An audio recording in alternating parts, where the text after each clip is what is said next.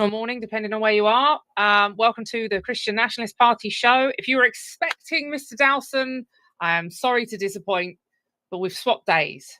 So I'm on today for the Christian Nationalist Party, and instead of tomorrow for the Knights Templar, and he'll be on tomorrow, God willing. So there you go. But thank you very much for tuning in. Nice to see you all. How are we? Everyone had a good weekend? Thank you very much, Charles, for letting me know. I should have asked. I didn't even ask this time, did I? I just started ranting. I probably look a bit bedraggled. I've been running around like crazy. We've had loads and loads of orders come in for flags. Flags. We are still the only party that's giving away free flags for Operation Raise the Colours. There are lots of organisations, different parties doing good work, don't get me wrong. I've seen some good stuff over the weekend. Some local groups out doing litter picking, and there was actually a post that I saw. I shared it yesterday on social media. A guy's young daughter has some illness, and he wanted to build like one of those, I don't know what you'd call it actually, but it's like a pool where she can do physio. And at the last minute, the council pulled the funding for it. So the local community pulled together and started digging, and they're doing the work themselves. And this is it. It's actually not that difficult. It's actually not that difficult. Like, if you are a member of a church, which I presume we all are, you will know that this is quite normal. Quite normal for communities or the church community to pull together if someone needs something, if someone's unwell in the church and they need help with shopping, or they need help getting to their appointments or making food or what have you, people in the church pull together and help them. It used to be the same with communities, but that seems to have died out. But this is really good. I really like seeing this. I don't see eye to eye with these groups on absolutely every issue, but we have to look at what we have in common rather than what we disagree on, because we're so fractured. We really are. And the left are so crazy. Like, we just, that's not to say that we would unite with people that are like anti-Christian or anything like that. But when there are groups out there doing good work like that and pulling together as a community, we are happy to support them. So anyway, in that respect, we've sent loads and loads of flags out. We're the only organisation that's still providing all these flags for Operation Raise the Colours. There are a lot of people going out there and putting flags up. And I saw a group fundraise for massive flags, and it's all a big con. But no one's actually saying, there's some free flags, get them up, apart from us. But it's a lot of work. It's a lot of work still. But anyway, that being said, thank you very much to everyone who's got involved. And if I can, I might see if I can find a link to chip in to keep the flags coming, because we're really low. But it's good anyway. Well, I've sent out a massive bundle today. Actually, I sent out a couple of bundles. There was one for an estate in England, which they've been waiting a little while, actually, so that's my fault. But we had some other stuff to send them. And then there was another one that came in. And I think, if I remember rightly, it's up north somewhere in England. I'm not sure where. But it's good. These are big estates. Loads of flags. Get them up. Get them up there. So it's good. Anyway, let me say hello to you lovely people. Dylan's the first one in. Howdy, Dylan. Nice to see you. And Motorbike Crusader Ralph Rowley, good evening to you. Blessed week. Indeed, I hope you all had a nice weekend. And Wes is in. Greetings in Christ to you. Nice to see you, brother Wes. Hold on, where are we? Charles is in. Nice to see you, Charles. And Brian Payton as well. Good day. And Roger. Nice to see you, Roger Madison. And Matthew as well. Good morning. I hope you are well. Actually, Matthew, I think we sent you an email recently. I might be wrong. Let me just ignore that, because I don't know. I think we have. I think there was something that had come back and we've sent it back out, but I might be wrong. If I'm wrong, just ignore me.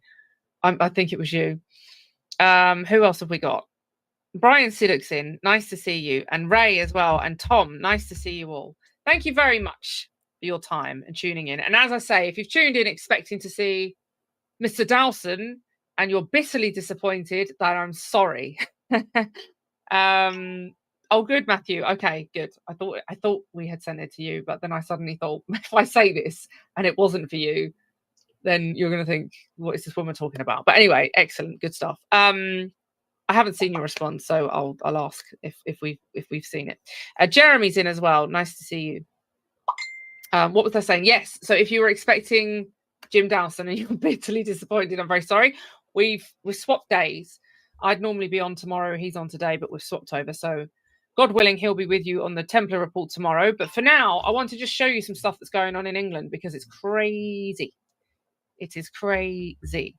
And first of all, let me start by showing you this because I know lots of you are in America. So I don't want to bore you with all the stuff that's going on in England, but it's worth noting what's happening because ultimately the left, whether it be the Labour Party or the Democrats in the US,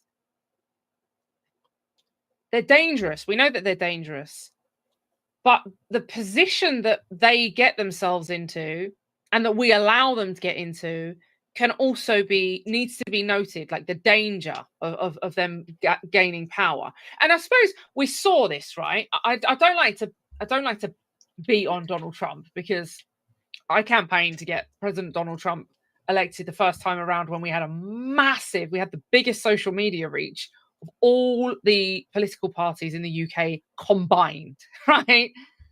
It was wild. Them were the days. We were running around like crazy people, just having fun, exposing the horrors. And it was a long, long time ago. But anyway, so I campaigned to get President Donald Trump elected back then.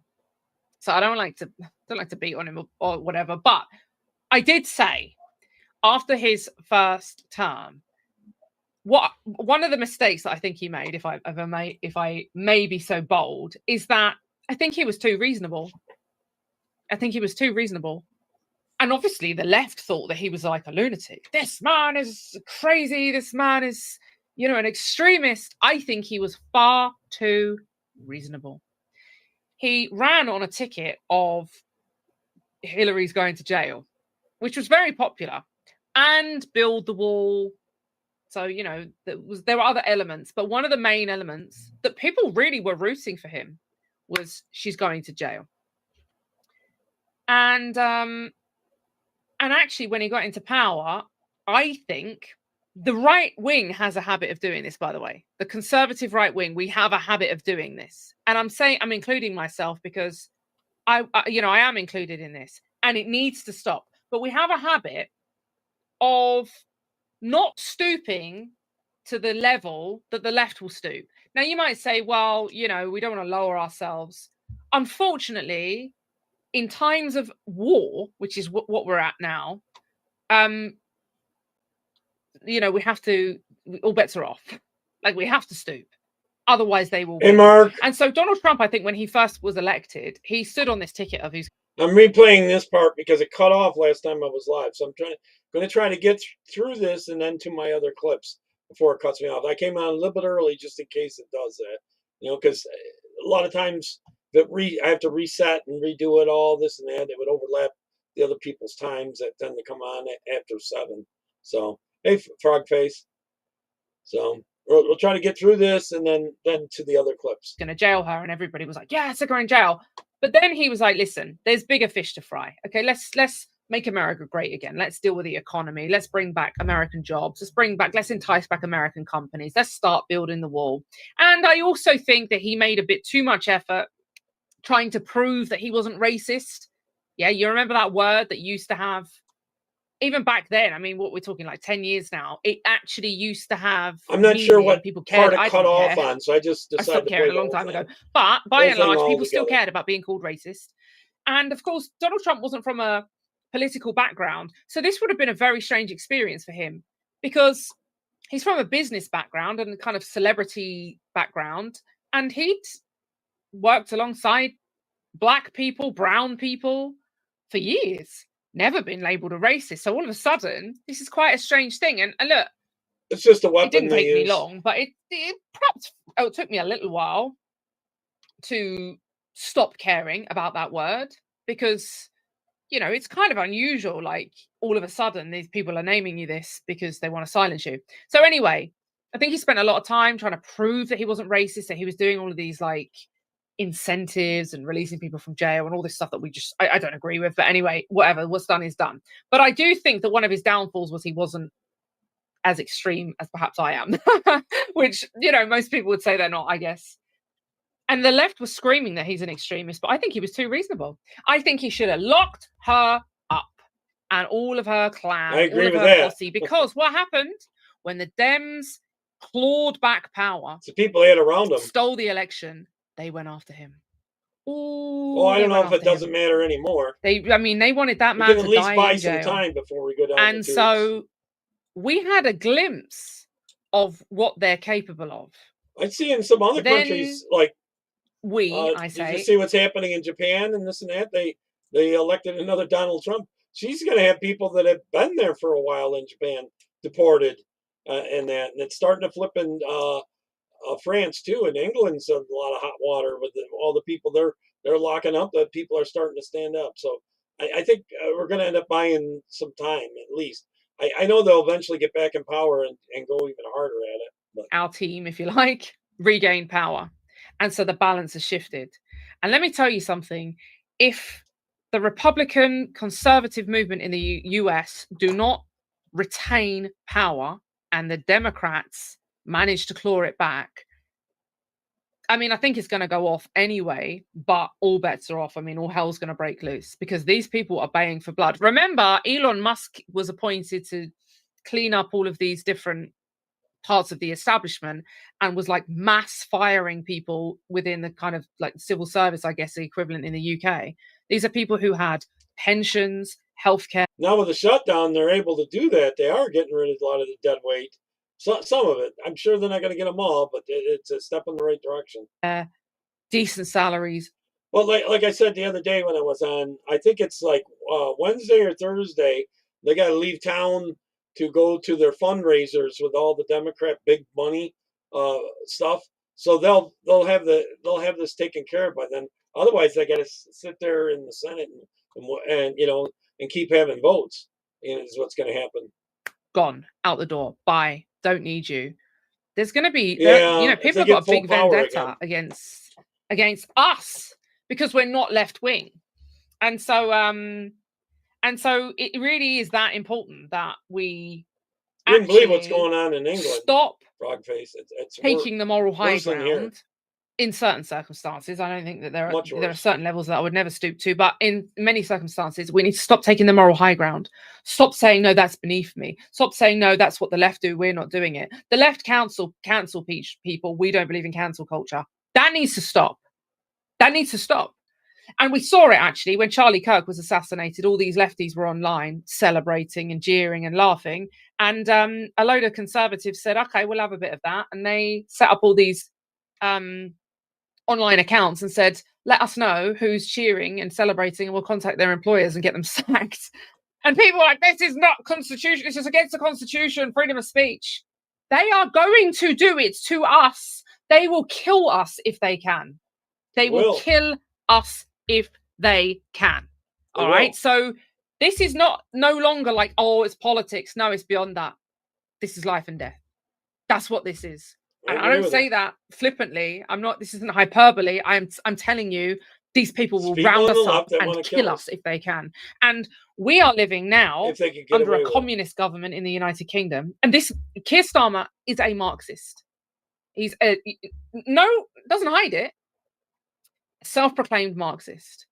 And so some of the stuff that's happening in the UK is frightening, but it's only in line on shutting down the an election loss away in the US.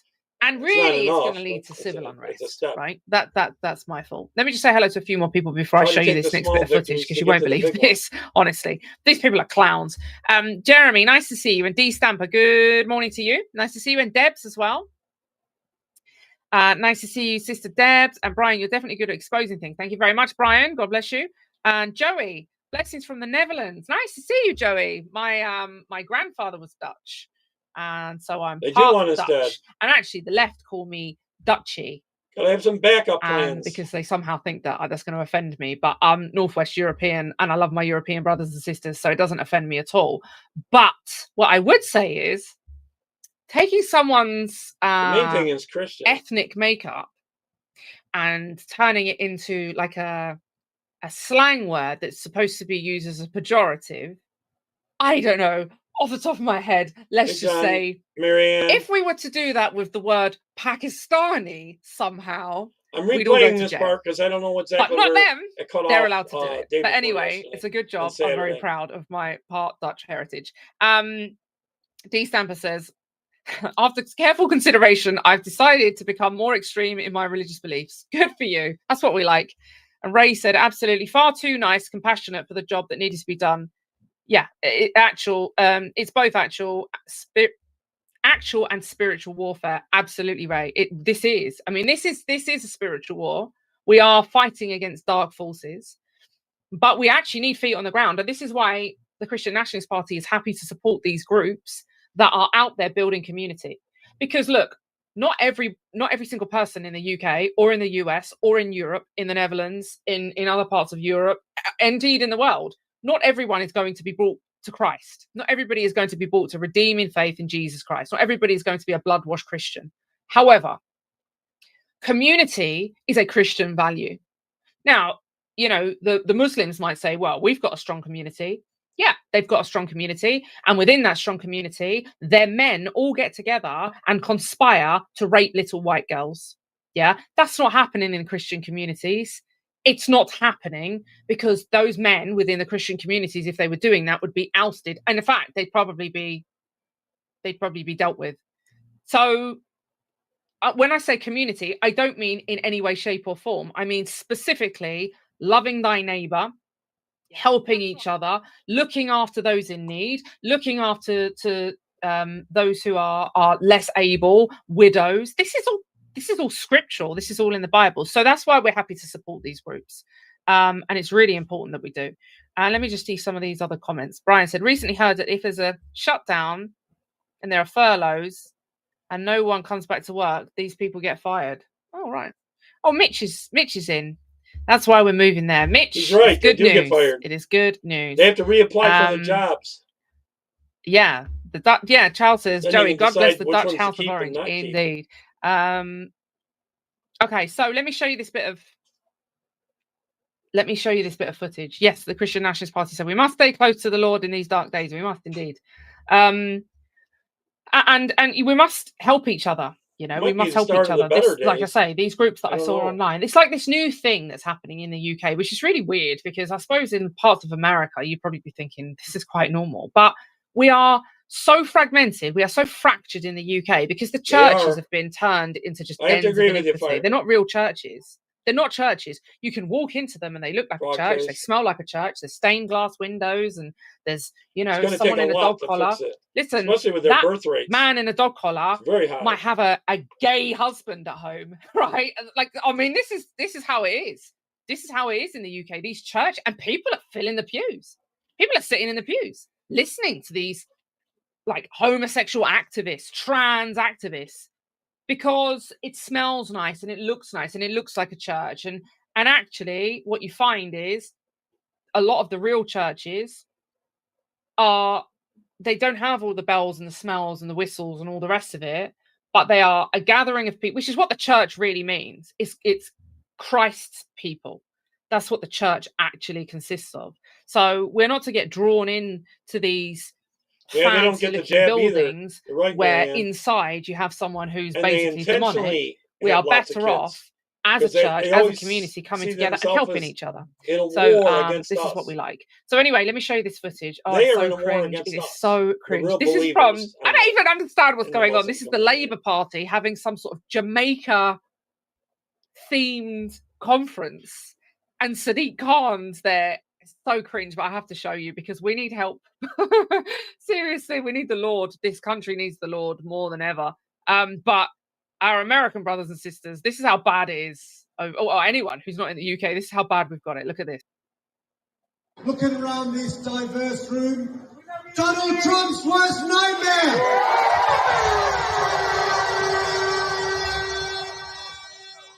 Well, it's a pleasure to be having a great night. And remember, diversity is our greatest strength. It makes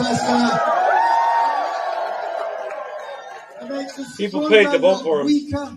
It makes us richer, not poorer, and it also makes us more fun. Please, with raise. Mark, did you see that there was several Democrats that voted for that too? It didn't pass, but there was a vote against incest about having sex with people in their own family. I think it was in California, and many of them voted for it, though it didn't pass. Unbelievable. The roof so the heat from the White House for John Butler.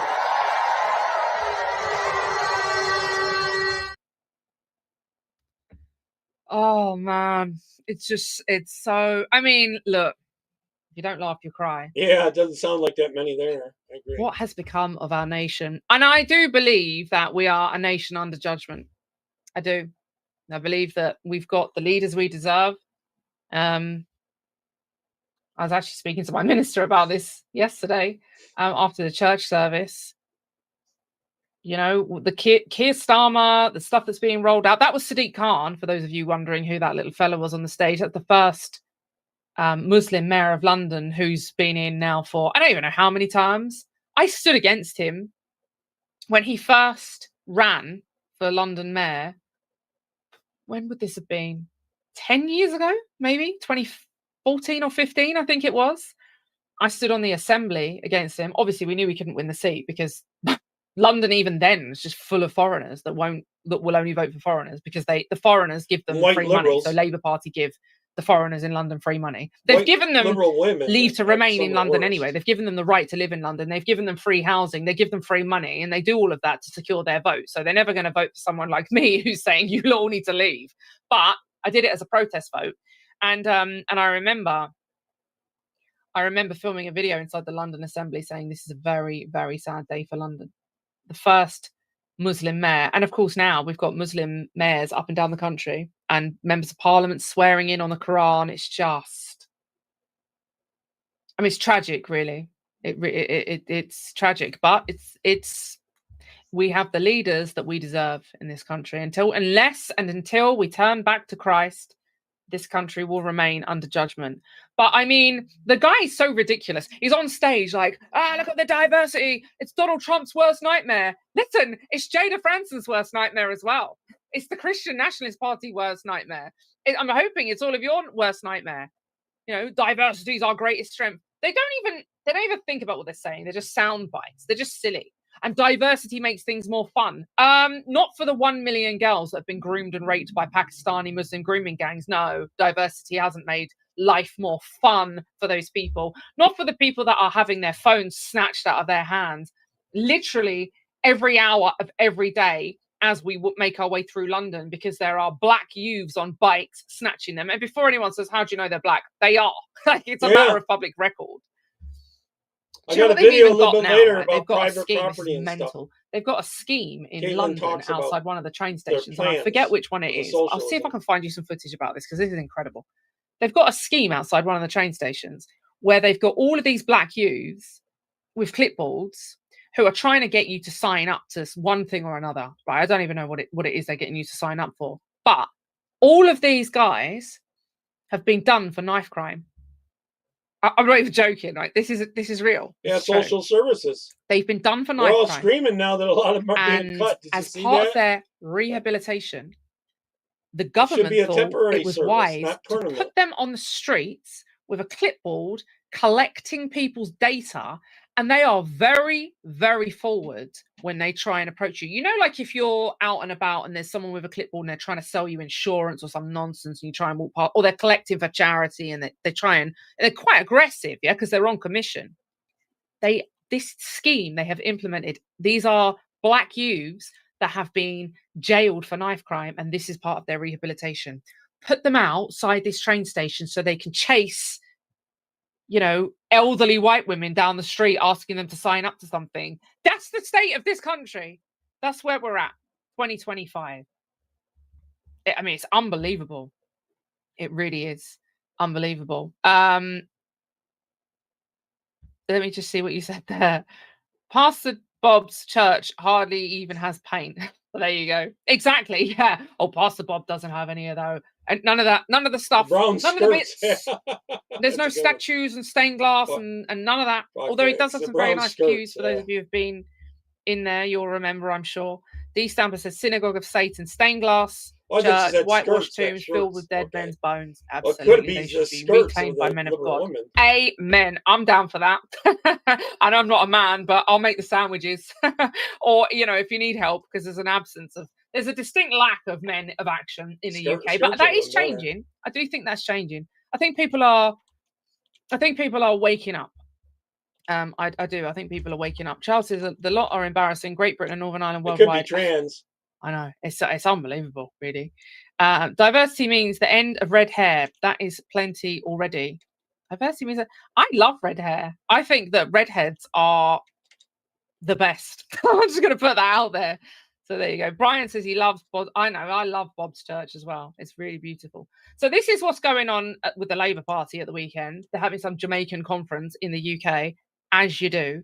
And of course, I spoke to you guys last week about the digital ID that Keir Starmer's going to bring in. So because they think we're stupid, Keir Starmer is dressing this up as we're bringing in digital ID because it will stop people who are coming in on small boats from stealing your job. This is how stupid they think you are, right? They think that you are this stupid. They're letting them steal me, the jobs. they think we are this stupid. They think that if they say to us, oh, this is to tackle immigration, we'll clap for it. Like the SEALs that were clapping outside for the COVID and the NHS. Clap for the NHS. Clap, stand outside your house and clap for the NHS.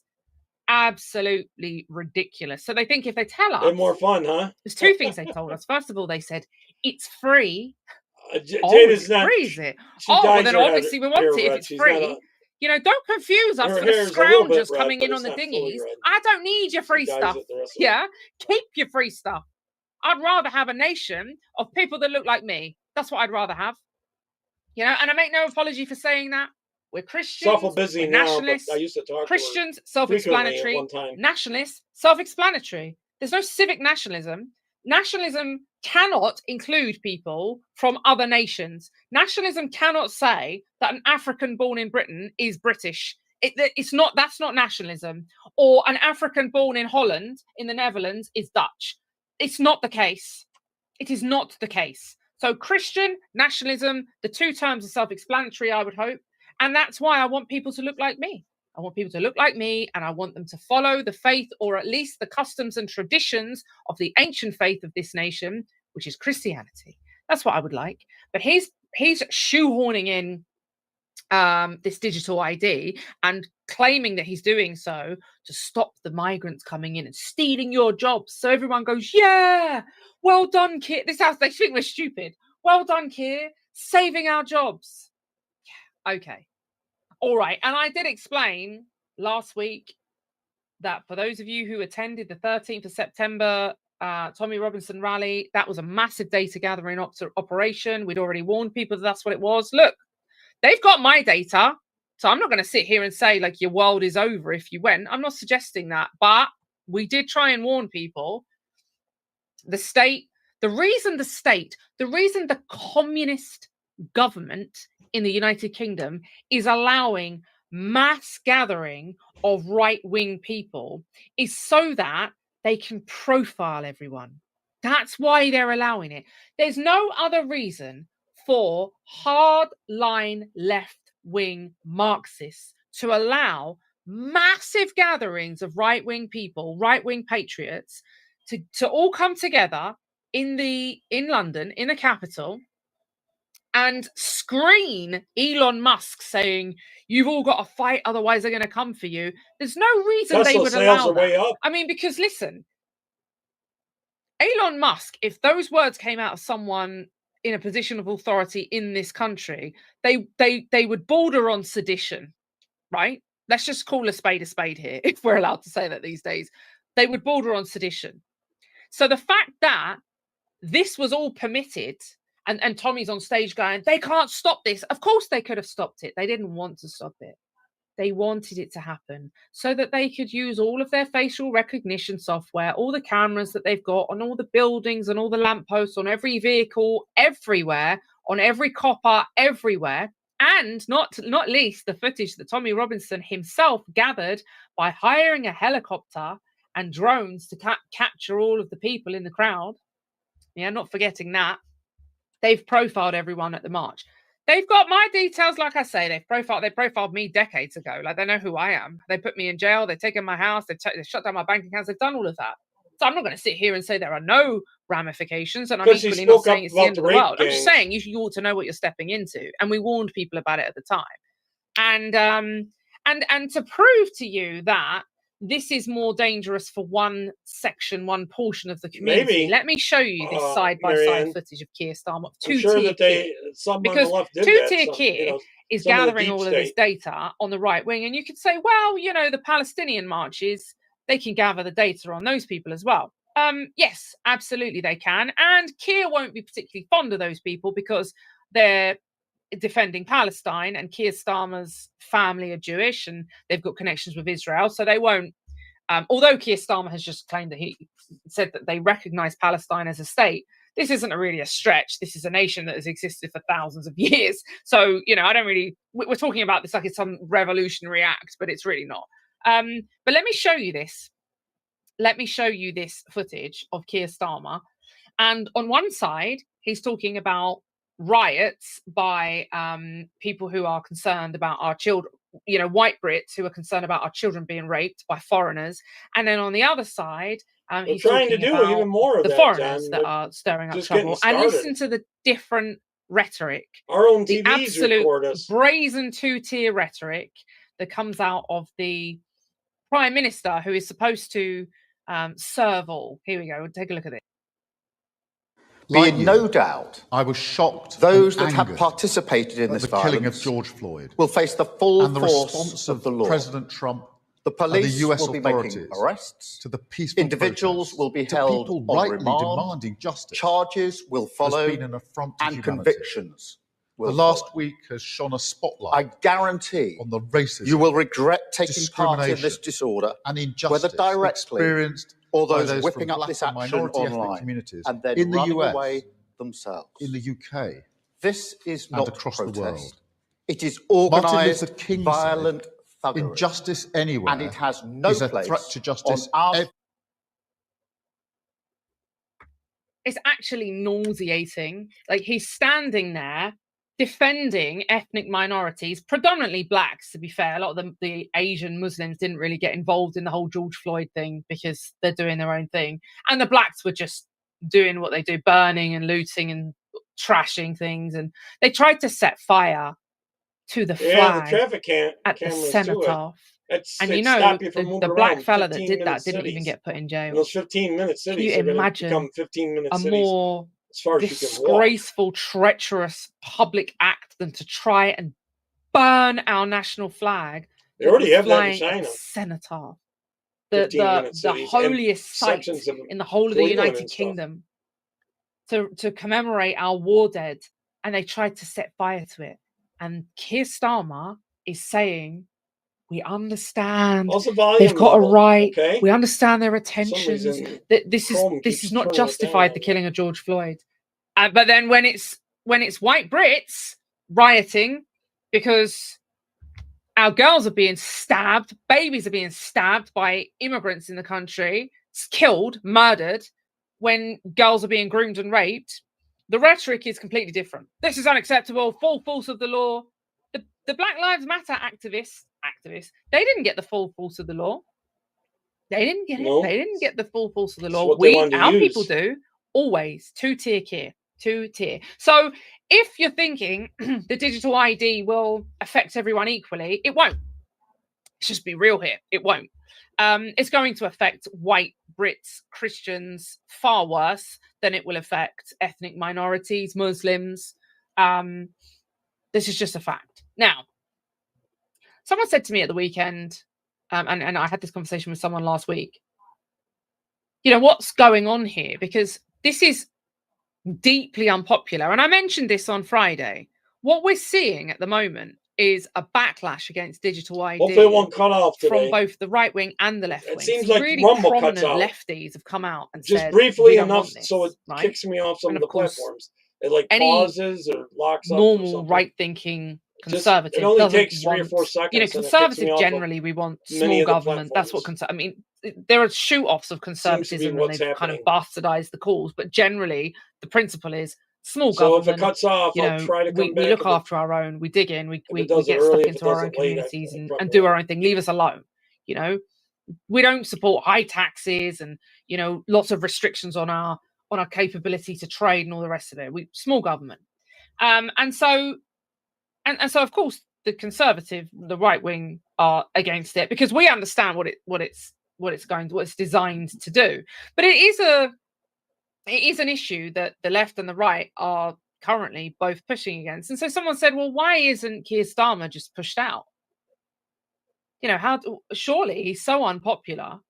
Well, there are a couple of things. I see a lot of people talking, and actually I saw Joey mentioned about our monarchy. Yeah, Rumble. There's this thing that's happening in the UK at the moment, and it's been happening John, for it a long allows time, me to send it to like 17 and people are saying, and we've spoken about it before, but people are saying StreamYard, King Charles should dissolve once Parliament. in a while it would happen on and Elon Musk said this. It's Rumble. The King needs to dissolve Parliament I'm streaming and get from rid Rumble of Keir to Starmer. many platforms, including couple of things. Orbeez and First of all, Winkin and so on. I actually don't favour democracy, right? I don't. Twitch I think that and all the other democracy in ones. its current form, where someone who's been in the country a couple of weeks and has been given leave to remain has got an equal vote to locals, a man who has lived here all of his life. His father, his father, his father, his father, generations going back are indigenous to these lands. The new person has the same vote as that man, the indigenous man. I also don't believe that in the current democracy, but for some reason, the female vote is anything to be favoured. Oh, probably one out of female every voting 8 videos is lately. problematic. It divides households. And I say this as a woman. You know, people might find that outrageous. She's a woman saying we shouldn't vote. Well, actually, traditionally, Christian households saw men as the head of the house, and therefore, you know, there are biblical principles that protect against these issues. For example, we quote this on many occasions about be not unequally yoked, but it also, I think it's in Paul's letter to the Ephesians, or in Hebrews it may be, we are told about not forming partnerships with people of darkness. And so the way that you protect a split household traditionally is you marry a fellow Christian, right? This is very basic and it should go without saying. But we ought not have divided households. A woman says she wants to vote Democrats because, oh, they're so kind and lovey-dovey. And then a husband is saying, well, no, I'm a Republican. And then you have a split household. This shouldn't be the case. So anyway, in its current form, I don't favor democracy, if I'm honest. However, people like Elon Musk have been very outspoken about protecting democracy. And so there is this dichotomy because you've got people saying so they can't King Charles should dissolve Parliament and get rid of Keir Starmer. Well, Keir Starmer has been elected on the biggest mandate that we have seen in decades. That the highest level of votes were cast, the highest percentage of votes for him were cast than we've seen in decades. This man, now, it's not too difficult. We had the Tories for 14 years destroying the country. People just wanted a change. But if you're saying that the majority vote can be disregarded, the King can step in and disregard the majority vote. The Reform Party, there's actually the King could step in and say, okay, I'm going to overturn Brexit. Now, it's a bit late because Brexit's been and gone and we didn't get it anyway. But you understand the principle. Be careful what you wish for. Asking a monarch to step in and dissolve Parliament and get rid of a prime minister that you don't like might sound fantastic until you vote in a prime minister that you do like and the monarch steps in and says, no, we don't want him. We're getting rid of him and we're putting in a Muslim. And it wouldn't surprise me if King Charles did that, you know? So this is where people need to be careful because I don't think they understand the history of the United Kingdom. We fought a civil war on this issue. The last king that overstepped and assumed too much power in that regard, we cut his head off. He was King Charles' namesake, actually. We cut his head off. So we ought to be very careful about these silly sort of rants that people go on and say, oh, the monarchy should dissolve Parliament and put someone in that's favourable. Well, he was voted in on a huge majority. So what do they mean favourable? Now, again, moving the conversation along, The danger we now face, and this is what I was alluding to at the beginning of the show, the danger that we now face is vote harvest really bad. Now Keir Trump's Starmer making knows some steps he to try to cut cannot down be on that. re-elected. Keir Starmer knows that the Labour Party... Did you see what happened up in Maine there, where they had all these ballots mailed to the wrong place? They had ballots for the trying to get rid of the or keep them from having voter ID. Frog face. They are not going to win the next election. So they've got a few years. Mark, where do you think that's going? In those few years, well, actually, it's a long time before they have another election, though. The British people, are in a far more precarious and dangerous situation than if Labour were expecting to get voted back in. And let me explain it to you. We've had a bit of a mad shake-up of the political system in the UK, which has been a two-party system for as long as anyone can remember. And Reform have managed to push their way in, although they are still an establishment party. They've managed to wriggle their way in there, and what on the face of it looks like they might break the two-party system. It's still another pressure valve establishment party, but it is quite a unique set of circumstances. It would be like this happening in the US. They're definitely going to keep cheating. They're desperate. It's a two-horse race. We know where she gets out of power, that lady might go to jail. That whole set of circumstances might be has actually led purple or red state to Labour being put in a position, and this is the worst position you can put someone in. And if you've read The Art of War, you will know this. The worst position you can put someone in is when they've got nothing to lose. They cannot win the next election. They know that. They know it's over. So what are they doing now? Well, now the gloves are off. See, when they had a chance of winning the next election, they had to toe the line somewhat. Obviously, they're going to still push through left-wing values because they were voted in by a huge majority. There are a huge amount of lefties and foreigners that want open borders and free money and welfare state and all of that nonsense. It's communism, right? Huge amount of people in the UK want that because they're being given free money. They want it. When they thought they could get re-elected, though, they would toe the line so that they weren't completely, like, outlandishly and outrageously communist in order to secure the next election and to secure their next term. But they know that that's not happening. Already, at this early stage, they know that the jig is up. Unless something catastrophic happens, which I doubt, they know that the jig is up. And this is the danger, is that now what they're doing is purely ideological. The Labour Party have gone from gaining power and perhaps believing that they can hold on and assume that power for multiple terms to realizing quite early on during their government that they cannot hang on to this.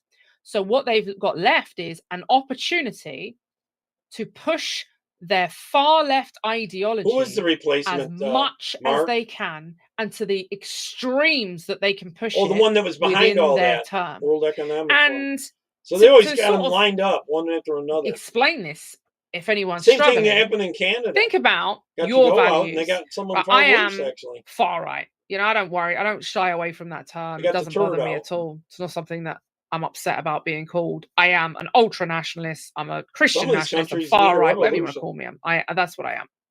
And so I am dedicated. Like, I've actually dedicated my life, and I've lost a lot throughout my life, to being heavily involved in promoting this cause that I believe to be right. Well, I'm hoping. Well, and many of you will feel the same way. Violent, and, you know, you would die to defend Christian nationalism. Right? You feel that strongly about it. I'm hoping when they do that. I'm hoping for these people feel exactly the same way about their Marxist ideology, about communism. Exactly the same way. We are completely different in our ideological outlook, but in terms of our commitment, these are the most committed left-wing people in the country. And they've got power, and they know they can't keep it. So what they're going to do? What's their option? Well, no longer do they need to toe the line and say, okay, we need to be quite reasonable so that we win the next election. No, that's out the window. What they need to do now is use every single minute of every single day that they have left in power to push through the most radical, far left, communist ideologies that they possibly can, from digital ID to rounding people up and prescribing groups, you name it. This is what they're doing. It's in action, and it's very, very dangerous. A lot of it's about getting control. You know, a lot of people are saying that it's a really exciting thing. We're seeing an end to the two-party system in the UK, and this is really exciting. And in one breath, yeah, kind of you want to see that, but in the other, the early stage that reform gained massive victory at local level, and that happened so early in Labour's term that they've now realised that the jig is up, and it's just made them, they're just now on an ideological frenzy. And it's scary. And anybody who knows anything about communists, anybody who knows anything about history and Marxist ideology will know that that's why this is just, they're just getting warmed up. Digital ID today, you know, central credit scoring banking system tomorrow. And that's where this is headed. It's nothing to do with the small boats. It's nothing to do with your eligibility for work. Absolutely nothing to do with any of that. It's to do with them running the country. Yeah, like I think China. they're going to have to. And it isn't actually that far-fetched, because China do have these systems in place. I don't want to live in China. I don't want to live in communist China or communist Britain, for that matter. Ray says your Labour and our Democrat parties are in very similar positions. Both are Marxist. They are dangerous. Absolutely, they are. Animal. And the danger, this is the thing, right? So again, it's very early in the term to talk about this, but I've had conversations about this colleges almost immediately after his after the election and Donald Trump's successful presidential campaign. You're right, John. The Republicans have to keep hold of power. Now, I know that my American brothers and sisters are very fond of the Constitution. Many of you are very fond of democracy, and I, you know, I don't take such a position lightly. But if something what was everyone think about Trump now starting to name George Soros and some of those people to go after? There's some in the Democratic Party, many in the Democratic Party that is connected to him and is all part of that whole system. Constitutional might need to occur to avoid these people, those Democrats, those hardline Marxists, those communists, regaining power. And she's right there. The full force of their wrath being unleashed following all of those mass expulsions from different jobs by Elon Musk and all of that, the big shakeup that we've seen from the Republicans. If the Dems were to get in power tomorrow, do you think that they would just undo that, or do you think that they would have just ask them if anyone can the be likes a woman? Of you and I? Because I know what the answer is. There's more than two genders, and this is why I say, and I don't say this lightly, we are at war. This is warfare, and it's spiritual, and it's actual, and it's real. It's in our face. It's been coming. It's been a long time coming, but the balance is shifting now. So irregularly, really, that if we don't retain power, or in the UK, if we don't grab hold of some form of power, Karl Marx, actually, the next step is civil unrest. And I'm not inciting it, and I'm not calling for it. I'm just saying that's what's going to happen next. It's 100% what's going to happen next. And you know, like I say, they're not even really trying to disguise it. Let me play you this little clip here of Keir Starmer. They steal another election in England, right? I think and now, come to that. Again, sort of towing the line a little bit, pretending that there's some ulterior motive, like the small boats, so that there is an outright rioting, because the rioting will be from the right and the left. So he's kind of trying to toe the line a little bit, but you can hear the holes in his answer already. Listen to this. One of our viewers got in touch and wanted us to ask this question. Russ Brown wanted us to ask you if you really believe that those profiting from human trafficking will think, oh dear, I have to check your digital ID now. I can't carry on paying you. He's one of the ones profiting from it. And he's part of the sex stuff. £1.50 an hour to work in I my am sweatshop. absolutely convinced that amongst the reasons that people travel through France, which is a safe country, to come to the United Kingdom, amongst the reasons is because it's easier to work in our illegal economy than it is in other countries. Yeah, you're right about we have to that. deal with Bosses that. who are prepared to hire people illegally are not asking them for their national insurance card. So what's the evidence? What makes you think they're suddenly going to ask them for a digital ID? We need to be really clear. You must have ID, mandatory digital ID, in order to work, because we have to stop illegal working. If you look at any of the raids, Put it on only we've on the massively illegals increased the coming number of in, not the raids regular people. on working Colin. premises. It is Sorry I absolutely didn't clear hear that the people are first part of working this. illegally. I know I got cut But off why do you last think time. that them I'm having trying a to get digital over through ID, this having to have a from digital other ID videos. would stop that problem, when right now people are meant to have a national insurance number and card, and if they're not asked for that, a boss is willing already to break the rules? What's the difference going to be? Well, the difference is this is on point of starting, not a retrospective exercise as it now is. It is an automatic collection of the information by the government, so we know exactly who is working in our economy, and it will help us enforce the rules that are there. But there's no point people saying to me, why do we need it? Well, we all acknowledge there is a problem.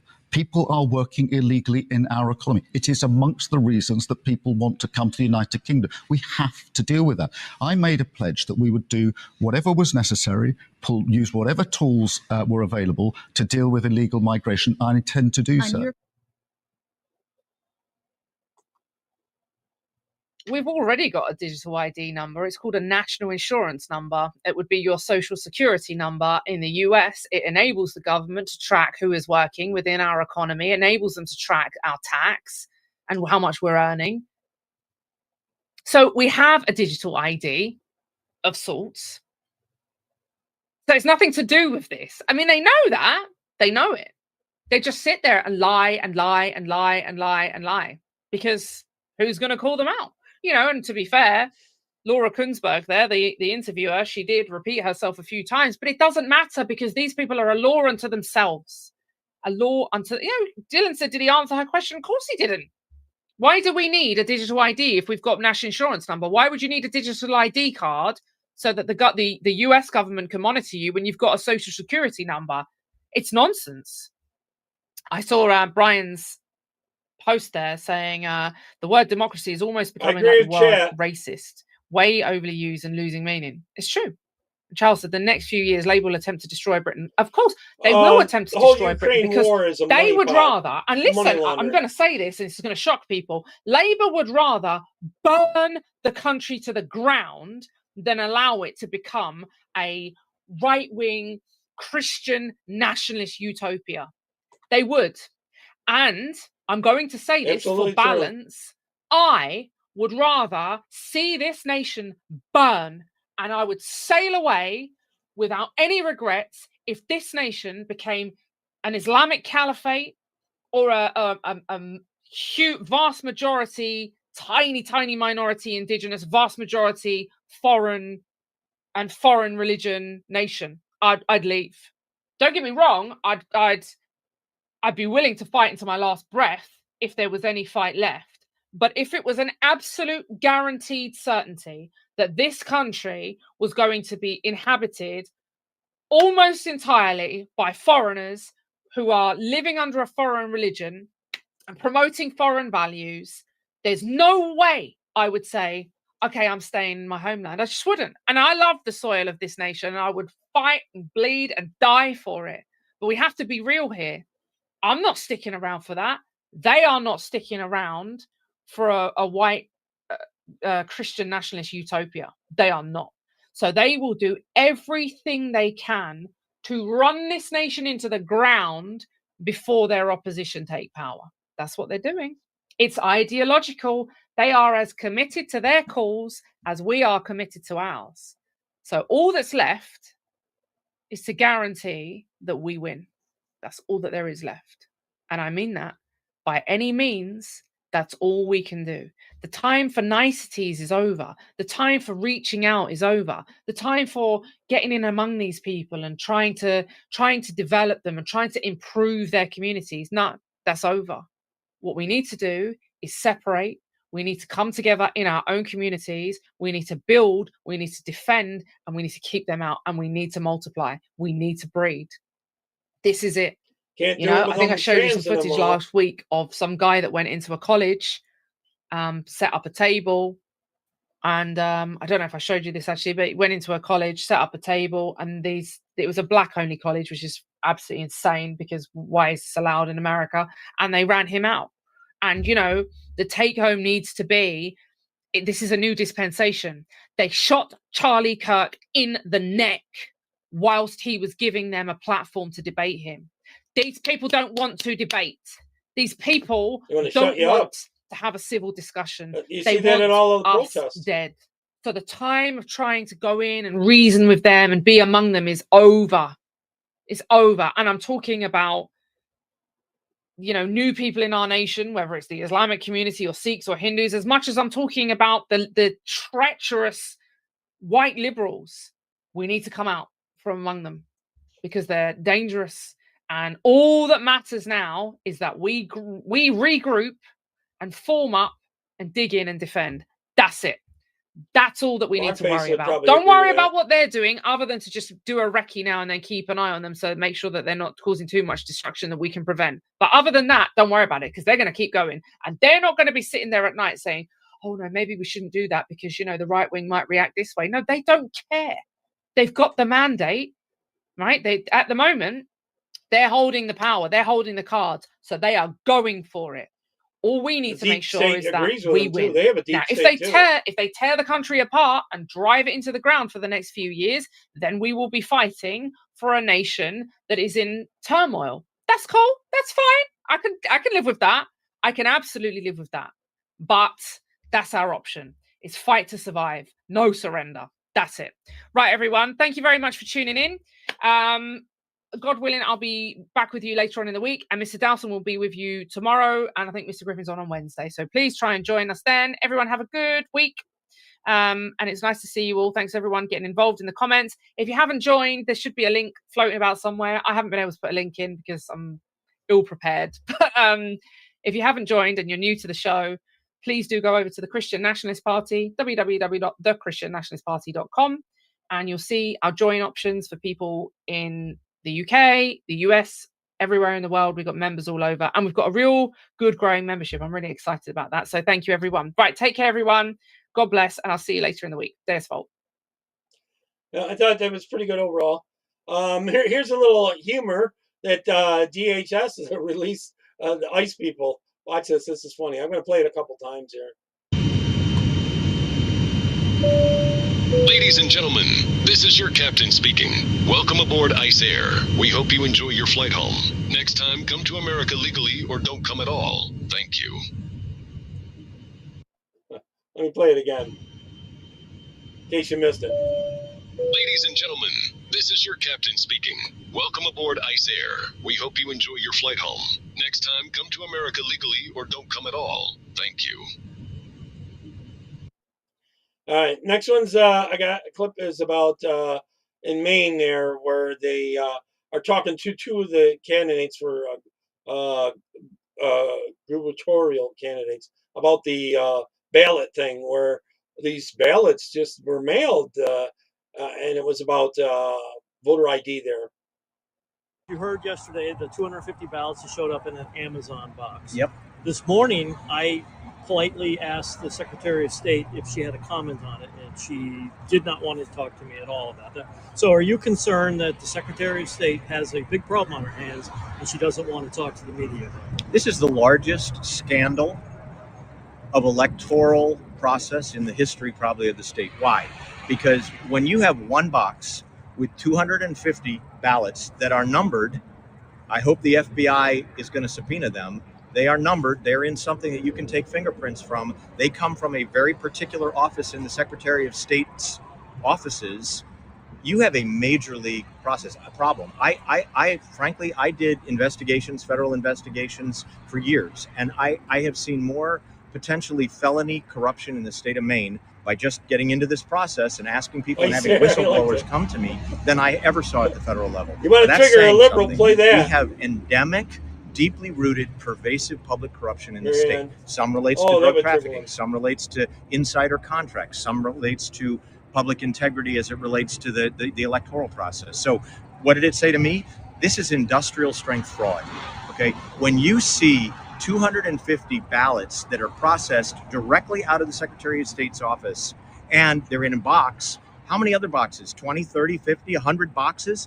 That's enough to throw any election. Actually, in the last cycle for the Extract those legislature, those fingerprints. 250 ballots would Yeah. have been enough in 4 races to throw the entire cycle and make it a Republican House. So is it serious? It is very serious. Is it worthy of FBI investigation? Absolutely. I've already asked the FBI to investigate. And I think, it goes hand in glove. When you see Problem different is some symptoms, you need to go back and ask if agents they're all are coming from one insiders. disease. And what are the symptoms? She won't give up voter rolls that implies that she's got something They to hide drag their there. feet, She is what they publicly do. says They just that we stall. have illegal aliens on those rolls. Well, that's something that immediately that the FBI should be after. Now you see these ballots show up. And by the way, think about the irony. This is fraud in the attempt by others to prevent fraud. Those ballots would have been used illegally, in all likelihood, to stop sure there's a the lot more of requirement them. that we have voter ID to prevent fraud. So Well, you just have that the one very packet proof of of them. concept. We are seeing active fraud in the state of Maine on the electoral process at a time when we are about to Hey, vote on a Gregory. referendum to prevent fraud. If there was any Gregory proof of got a new concept, truck. this is it right here and right now. And never Awesome. mind, that also corrupts the process. I have no doubt that those who vote against voter ID are probably also going to vote in favor of confiscating our guns, the red flag laws. So if you think about this for a minute, it goes to the heart of public corruption. Yeah. A state cannot You're right, stay Amy. afloat if you don't have accountability, trust in the government, and you have people who are To rooting say out public JFK corruption. But this is ending governor all of them? and this attorney general Jab? and this secretary of state Some on the left are are all having a part of a fit. cabal that has essentially No more COVID consented shots, to allow period. public corruption to become normalized. I will tell you, as governor, I will reverse all of that starting day one. What are your thoughts on the ballots being found? Well, I'm a strong supporter of voter ID. I think it's insane that we don't have voter ID. It's just bizarre. And the idea that we're finding 250 ballots in the box raises a lot of questions for me. There's a lot more where I that think came from. it's dereliction of duty when it comes to Secretary of State. I think she's more of an activist than a Secretary of State. She can't run that office. She sure as hell can't run the state. But the idea of, okay, Top of how the many evening other to you, ballots Amy. are out there? It raises the question, do we have to get all new ballots printed in order to know we have that integrity we're looking for? How many people are voting that shouldn't be voting? She's You don't already think they admitted, found them in the... and she won't clean up. She's They already went to the admitted wrong people place, voting wrong address. shouldn't have voted. So, Wrong where face. does it end? They went to the wrong Her address. job, one, I don't even think you should know who she is. You should know it's only on your driver's license, but she's been so far out in front of everything that's going on wrong in this state that I just think time for her to go. So let's talk about chain of custody. That's a big problem. They're investigating their own mess. Who here. would that So be? What's your confidence level in that? Maybe it's someone on Well, the I inside know, and the idea that's a that her own people whistleblower, yeah. came and picked up the ballots, right? I think that Yeah, it so should they have been the couldn't state police blow the whistle, that so they picked it did up it that in a way. separate department, had nothing to do with Secretary of State. And I don't know, are they going to fingerprint it? Are they going to try and pull prints off of this? I don't know. I think that the feds have to come in, and the Department of Justice needs to look at this, because this is not And they'll a drag small their feet. thing. We've already had doubts about the integrity of our vote here. It's been going on for quite some time. And the idea we're finding ballots in an Amazon box, 250 of them. Yeah, what are they doing in an think about Amazon this, box? the elections that we lost. We had raised 3 seats away with a total of 260 votes. I mean, how many more are out there? Right. So, look, her job as Secretary of State is to make sure that we have election integrity. Obviously, she's not capable of doing that.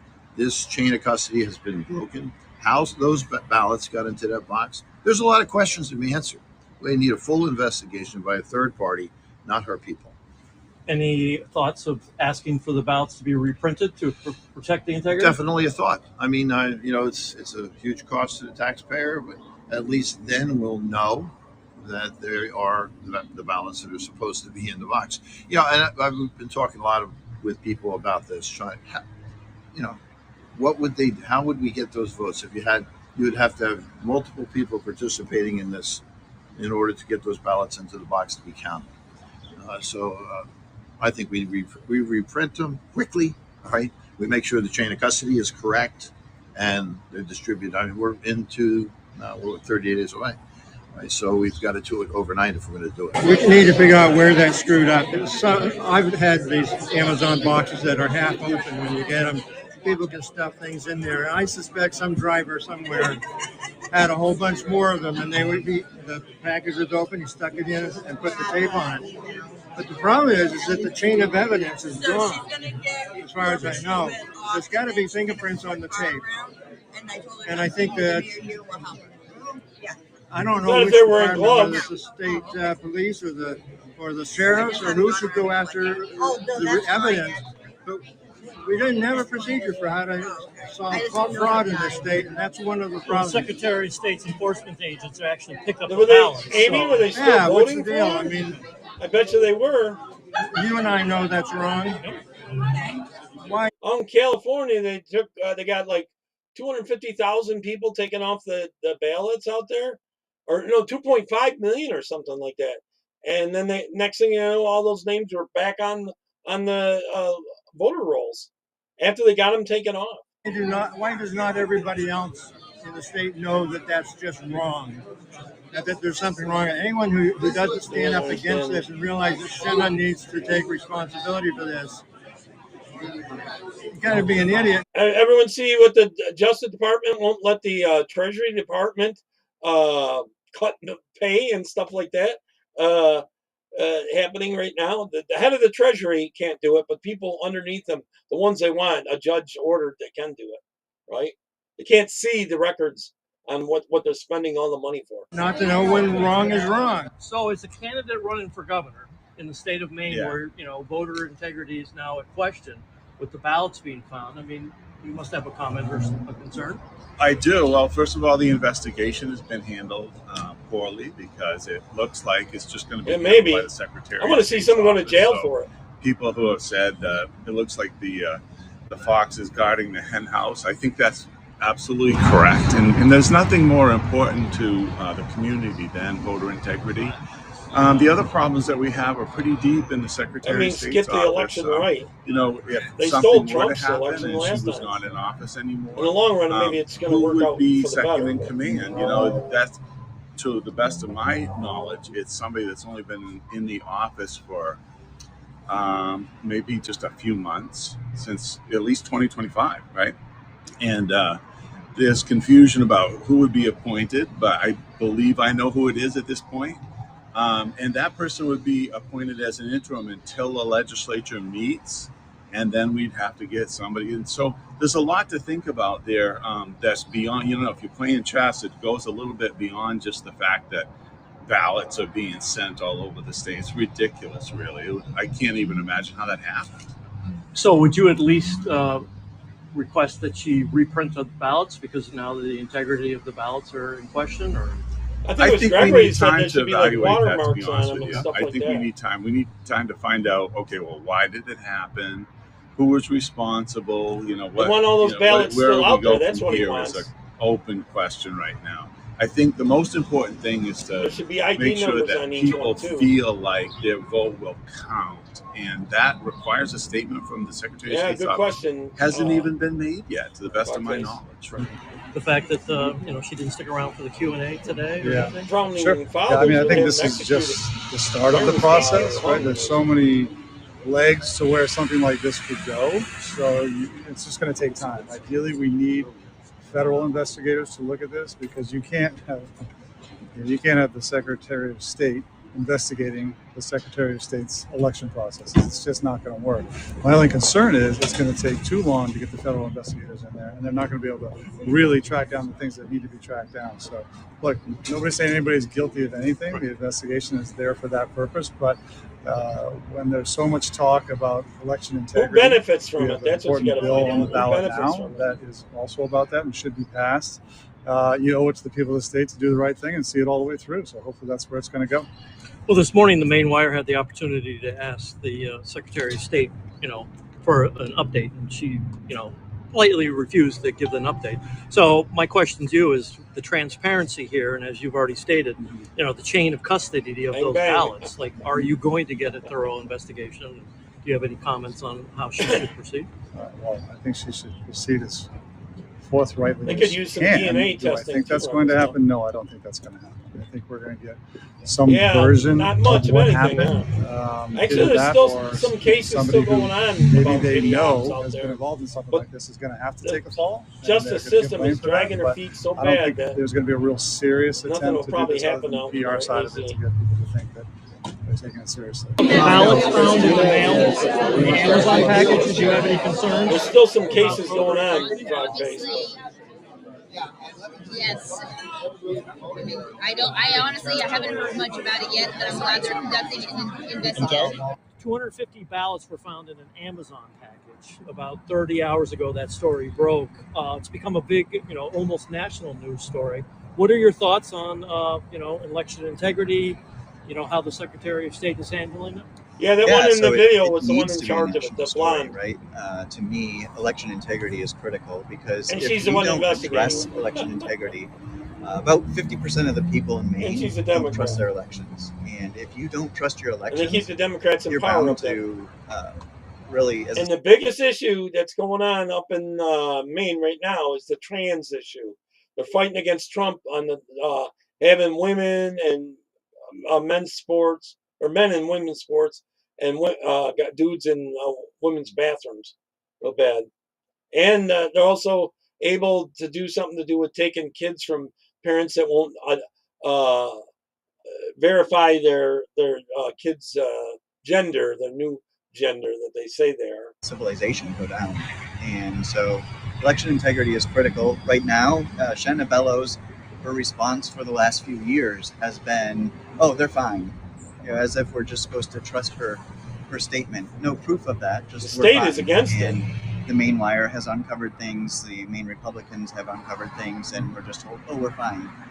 Well, here we find what seems the other to thing be is the way they 250 legitimate there, ballots where they shouldn't be. They're And so keeping we've had a staying chain in of power custody that that way. has been broken, and we're told we're going to look into that. I agree, ban it. We absolutely need to address the issue. And All we need trans to, in make all sure that sports. Maine's elections become a process Either where direction. 100% of Mainers trust them and say, you know what, hey, I lost.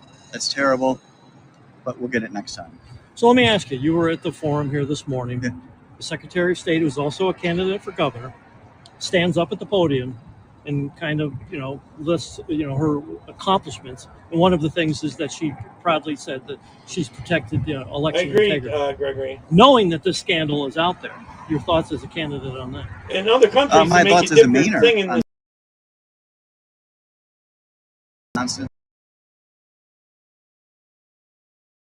State to the forum. She has audit.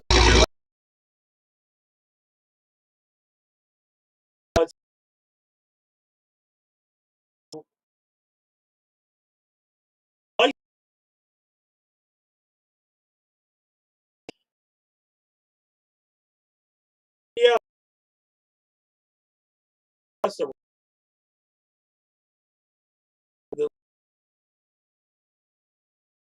They can and give free money. Illegals who get their licenses. We have seen time and time again that they are, and we've heard that they're registering to vote. And she's even admitted that there are some that are registered to vote. So what is she doing to protect it and make sure that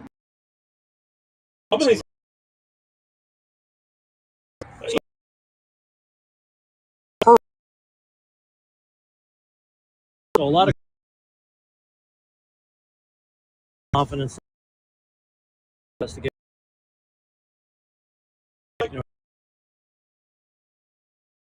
We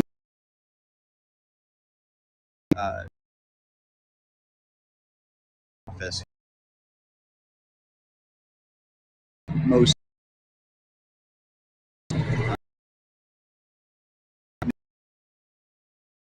something of a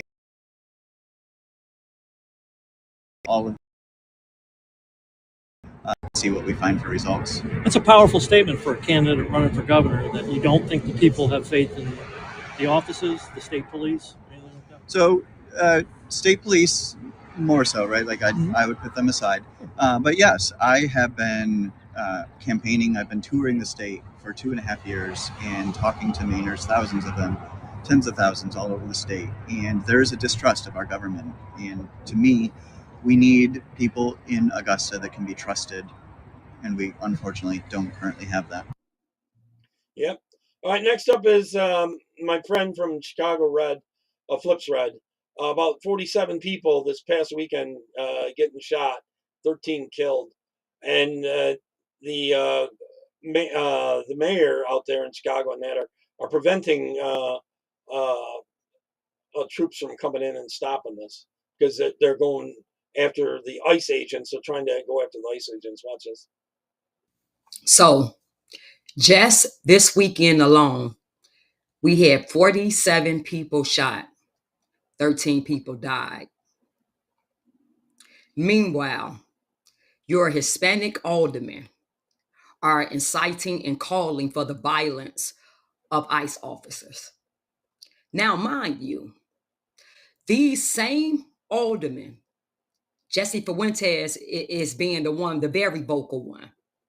They didn't even want none of those illegal alien shelters in their ward. They voted and they placed all those illegal alien shelters in our neighborhoods. So let me tell you something, residents. You might as well, that building on 75th and South Shore Drive, you might as well get ready, because more of those raids are definitely going to happen. You know why? Because all of those Trinidad gang members, the cartel, all of those people were allowed to come into your community and get into those buildings, all in our communities. And so now we are dealing with the consequences of their actions. We are dealing with the consequences of what we allowed to happen in our community. We allowed this. We've been very vocal. We've been down there in City Hall for 2 years trying to warn you all about that. As a matter of fact, the first thing I talked about when I first went down there is about all these illegal aliens that were saturated in our community. And that was 2 years ago. We allowed that. We allowed this invasion to come into our communities because we didn't say anything. Your elected officials, Brandon Johnson, your aldermen, use your tax dollars to put illegal alien gang members in your community, in your buildings, and to make sure their rent was paid up, that they didn't need any food, that everything they needed was paid for by you. So residents, especially the Black Americans, the Black Chicagoans, buckle up, get ready, because they're coming back. They're all on the South Side. They're all on the West Side. Inglewood, taking over Inglewood. So you might as well just, buckle up. And then let me say this. The fact that you all are mad because ICE have to come in to clean this mess up, which should have never happened. The fact that you all are saying that you are traumatized, yet you wasn't traumatized or are not traumatized at the fact that your elected officials were starting to catch on to place if we had a real media, gang members they would catch in your things. community, in your buildings, and paid for it. If you're not traumatized by all the mass shootings that happen almost every weekend, if you're not traumatized about all the people that die every day, about all the funerals that we have to go to, all the loved ones, all our kids that we have been burying, if you're not traumatized about all the carjackings, all the robberies that's allowed to run rapid in our communities, If you're not traumatized by all the millions of dollars that Brandon Johnson, Governor Pritzker, get for crime prevention, yet no crime is being prevented while telling you crime is down. If you're not traumatized by that, but you're traumatized about the fact that the federal government have to come in and get those people up out of your communities and neighborhoods, which should have never been there in the first place. Even now, your elected officials are still calling for violence. All of this didn't have to happen. Those 50,000 and even more illegal aliens didn't have to be in our communities, but they allowed that because they wanted to steal the money. And even now, they want a problem so they can just stop launder. all of this. They can say, okay, ICE, we are going to work with you and let you come into the jails and get the criminals, which Tom Homan had asked plenty of times to do that before this even happened. And they denied him. And you have law enforcement that Brandon Johnson is telling them to stand down, to not even arrest these terrorists that's committing these crimes on federal officers and things like that. When was the last time that your elected official, your Democratic Party, told the law enforcement to stand down on you? When? But yet they're telling them to stand down to protect illegal alien gang members, illegal aliens that came here and not vetted. And you all are mad because Trump had to do the job that your elected officials refused to do. And they supposed to work for you, the American citizens. And this is what happens when you don't hold your elected officials accountable. You allow them to do anything they want to do. You blindly vote for them without asking for anything. This is what happens. You have gang members put strategically in your communities while you already have high crime. So, because your elected officials are trying their best to protect your replacement, don't cry, don't get mad. That's true. They want to bring up the topic. If you have to declare martial law or send in the military, because your elected officials are still inciting violence on federal officers, don't get mad. Because what he's doing is cleaning up our communities that the Democratic Party in Chicago have allowed and orchestrated to happen in our community, in our neighborhoods. Colin, I hope you're still on here. It's about Irish citizens are being told that they have to go through a lottery to enroll their kids into school because they've given all the spots to the illegals going to school. So a lot of their kids have to go into a lottery to have the chance to go to school. A lot of them won't even go to school in Ireland. Watch this. My own child in his own local school, I was told that there's only so many spaces, and first of all, diversity kids have to be picked, then the Ukrainian children will be picked, and then the local Irish children whose parents were born and reared and probably their uncles, their brothers, their sisters went to this school, are put into a lottery system for the remaining places. Do you think this is unfair?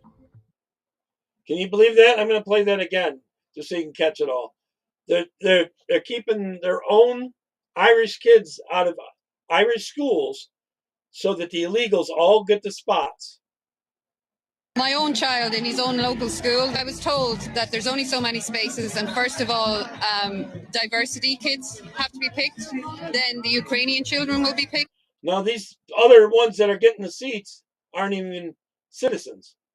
And then the local Irish children whose parents were born and reared and probably their uncles, their brothers, their sisters went to this school, are put into a lottery system for the remaining places. Do you think this is unfair? All right, next up, I got a mom that sued the school board and wins $3 million. Watch this. This mother sued this school board for this and won $3 million. 2 minutes. I'm sorry. Can you go ahead and with your speech? Not until it's reset to 2 minutes. Your time has begun. No, reset it to 2 minutes. Alrighty. This book is Gay by Juno Dawson was found in a 7th grade classroom. It was also on the ELA recommended reading list for 7th graders. I'm going to read from chapter 9, The Ins and Outs of Gay Sex. Perhaps the most important skill you will master as a gay or bi man is a timeless classic, the hand job. Good news is you can practice it on yourself. It's no wonder that 92% of CMS graduating seniors aren't college or career ready when you're instructing them on how to give blowjobs and handies instead of teaching them how to add and subtract. Superintendent, any teacher that puts material like this on his or her bookshelf is either a bad teacher or a pedophile who grooms children. 2 minutes are up. Thank you. They don't, communists don't want homeschool. You are not leaders. I agree with her. I'm glad she won the money on that. Totally. It needs to happen more often for it to stop. All right, here's the Marxist Utopia by my friend Carlin. Carlin? Is that how you say it? This is what they want. Listen close. Just discovered your channel 2 days ago. I am fascinated. What is the utopia these Marxists want to create? Do they even have an idea of what they want to do if they succeed? Oh yeah, of course they have an idea. Marxists want to abolish capitalism. Capitalism to the left means private property ownership. This is the only definition. In other words, they want to take everything and control it. Everything, even your kids. Of capitalism that matters, guys. To the far left, they mean private property ownership, which is defined as bourgeois property that you can use to create privatized personal wealth. So they want to abolish your ability to own a home. They want to abolish your ability to own land. They want to abolish your ability to own an apartment that you rent out as a landlord or an Airbnb. They want to abolish your all intellectual property. They want to abolish your ability to own a private business, whether or not that private business is big or small. They want to also abolish parental rights over your kids because they believe that parental rights are a form of private property because it allows you to pass property from parent to child through generational wealth, and that keeps it privatized and out of the hands of the collective. Additionally, they want to abolish all police. They want to abolish all prisons. They want to abolish all money. They want to abolish all banks. They want to completely control education, no private schools, no charter schools, no homeschooling. They want all healthcare to be free for everyone and available on demand. That includes psychiatric drugs. That includes trans hormones. That includes free abortions up until birth. They also want to abolish private kitchens within the home because private kitchens within the home prevent you from communing with the comrades in the general canteen. They also want to control the food supply. So what they envision is that you get rid of private kitchens and homes. Everyone has to go to the community canteen to get their food. They get their food rations. They eat with the other comrades, stuff like that. There's more than that too, but that is a good overview of what they want. They are very clear about what they want. They're very consistent in what they want, and that's basically it. That's basically it. Everyone believe that crap? Unbelievable. New York judge did something very unconstitutional. They forbid judge appointees. Watch this. So a liberal New York judge just did something so unconstitutional that I actually had to look it up under 5 different sources because I didn't believe there was any chance this actually happened. So Judge Engelmeyer just forbade all political appointees, including the new Secretary of the Treasury, from accessing U.S. Department of Treasury data. You understand how insane that is? The judge just banned the Secretary of the Treasury. Ban the Secretary of the Treasury from seeing any records. Person who is in charge of the United States Treasury from having access to the United States Treasury data. And in doing this, the judge cited no law, no precedent, and not even any fucking reason to do this. Oh, and the order was ex parte, meaning it couldn't be challenged. In fact, the only lawyers allowed to weigh in on this were Democrat attorney generals. They just banned the person in charge of the Treasury from accessing the Treasury. Now, all the employees that were there when Biden was in power, they still have access. So right now, the Secretary of the Treasury has less power than the people who work for him. Like, this is fucking insane that you can just get a judge in New York to say the Secretary of the Treasury doesn't get to do anything at the Treasury. And while this order is currently only for a week, these Democrat attorney generals are pushing to make this want this permanent. worldwide. They are trying to permanently bar the Secretary of the Treasury from accessing anything at the Treasury. If they get This is digital seditious and treasonous. How are you going to have random state judges and random state attorney generals bar the executive branch from accessing information in the executive branch? How are you going to bar the fucking Secretary of Treasury from the Treasury? Fuck sanctions, fuck being fired. These people need to go to fucking jail. Absolutely, they need to go to jail. These judges need to go to jail that are ordering this crap. They're so left wing. The judges that are in there, unbelievable. Now you won't believe what's going on in California with some of the stuff that's happening out there against parents and stuff like that. They've won some battles on the margins, but there's some stuff that Gavin Newsom isn't going to sign, but he's not going to sign him and veto him, so they'll go into effect. Watch this. This is unbelievable. You got to listen close. Fantastic to see you both. You are such a powerhouse. No, there's Steve Hilton. He is running for governor out there, so I hope he's got to finish in the top 2 in the first round or whatever in order to make it in the general election. A lot of times they'll get 2 Democrats in the first round, so people don't go out to vote in the next election. Then they win a lot down ballot on a lot of other positions. But these ladies have been standing up. I know her personally. I've talked to her before. Anyways, this is very good. Follow along, take a few notes. Team, honestly, if our legislators were like you, I think we'd be in a much better position in California. You've been fighting so hard. We've talked over the months about the bills that, in particular, in the area of parents' rights, where you've been such incredible champions. And so we're just going to go over 3 with you. We're in the middle of the period where Gavin Newsom is signing the bills that have been passed, and there's still a chance to stop one really bad one, but which he hasn't signed yet, but that has been passed. I think people can guess which one that is. But let's go through in order. You'll I want to start with the good news, the victory of AB 84. Just remind us about that and why it was so important. Tara, why don't you start? Oh, yeah. They'll AB never stop on 84 the is a left. historic defeat. Never before have we too stopped an brainwashed. attack by the California Teachers Association. They believe in And on socialism top so of it, much. in the Senate. It really stopped in both houses because this became the bill of the year to fight in California at the Capitol. The leadership and the CTA did stopped it for everything they now. could to, under the guise of oversight of the charter, homeschool, and small vendor ecosystem, to pass AB 84. But what it really was is an attack to undermine and get rid of their competition. So homeschooling was the main target of that, was it? Yeah, it was actually everything charter and homeschooling. Amazing. But we beat it. I mean, you beat it. I mean, you really mobilized people. I got involved in my own small way and urged my followers and supporters to get involved. But it's a really, really exciting example of how people power, when it's really organized and focused, can make a difference. It's fantastic. Denise, I mean, it was just, did you think at the beginning that you would beat that one? We kind of did already. We knew that the power of homeschool families and just families in California is incredible when organized properly. And that's something that Tara and I do, is we're very effective in grassroots organizing. And when you start trying to attack our children's educational choices, and even for children who are foster care kids, incarcerated youth, the parents and the families really came out. And that's what we could do. We've had historical defeats before, like SB 866 and AB 659.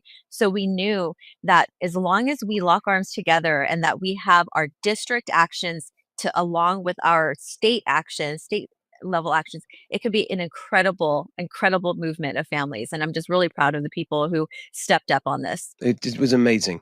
So, I mean, it's great. I mean, even in this one party rule that we have, obviously I'm hoping to change that and planning to change that next year when I'm elected governor. But right now it's one party rule. They've had it all their own way for 15 years, solid.